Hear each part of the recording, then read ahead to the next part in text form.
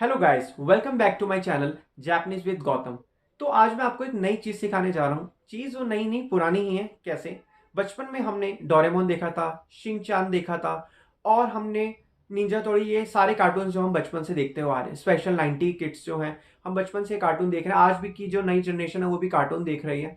तो अब डोरेमोन और निंजा हथौड़ी में क्या क्या चीज़ हम सीखने को मिली है। एग्जाम्पल, जैसे हम बचपन में डोरेमोन देखते थे। डोरेमोन में क्या होता था? नोबिता था। नोबिता जब टेस्ट दे के आता था तो टेस्ट में उसके हमेशा जो थे मार्क्स कम आते थे। हमने ये चीज सबको ही पता है, सभी बच्चों को पता है मार्क्स कम क्यों आते थे।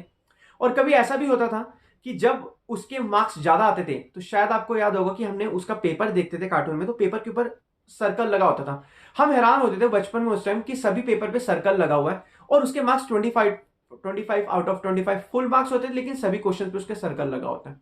ये चीज ध्यान से समझेंगे हम, क्या सर्कल क्यों लगा होता है। इंडिया में हम क्या करते हैं कि जब सर्कल लगा होता है इसका मतलब रॉन्ग माना जाता है, लेकिन अब हम ये चीज समझेंगे जापानीज में इसे रॉन्ग नहीं से करेक्ट कहते हैं। What we call it, circle को हम जापानीज में क्या कहते हैं? मारू। एक बार फिर से हम क्या कहेंगे? मारू। जापान में जब भी कोई चीज सही होती है तो उसमें क्या होता है, हम टिक नहीं करते। इंडिया में हम टिक करते हैं, लेकिन जापान में हम उसके ऊपर सर्कल कर देते हैं। Anything which is right we create a circle, but we call it in Japanese nihongo दे।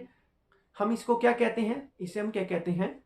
मारू। लेकिन अब हम इंडिया की बात करें तो इंडिया के अंदर क्या है, जब भी हम कोई चीज गलत होती है उस पर क्रॉस लगा देते हैं, लेकिन जापान में क्रॉस नहीं। मान लिया आपका एक सेंटेंस है तो उस पर से कट लगा देते हैं। इसका मतलब व्हाट वी कॉल इट बात्सु। What we call it again, I am saying to you, बात्सु। तो जापान में जो राइट होता है उसे हम मारू कहते हैं, और जो गलत होता है, जो रॉन्ग होता है, उसे हम बात्सु कहते हैं। इसलिए आपको शायद याद होगा जब भी हम जापानीज में डोरेमोन वगैरह हम देखते थे बचपन में, नोबिता के फुल आउट ऑफ फुल होते थे, 25 out of 25, 30 out of 35, 30 out of 30। तो उस केस में क्या होता था, उसके सारे क्वेश्चन पेपर जो होते थे उसमें सब पे सर्कल लगा होता था। तो सर्कल से हमें अपनी कंफ्यूजन को हटाना है। वो सर्कल नहीं होते, वो ना ही वो रॉन्ग होता है, वो हमारा मारू होते हैं, विच इज करेक्ट। तो ये चीज क्लियर हम बच्चों को नहीं हो पाती थी बचपन में।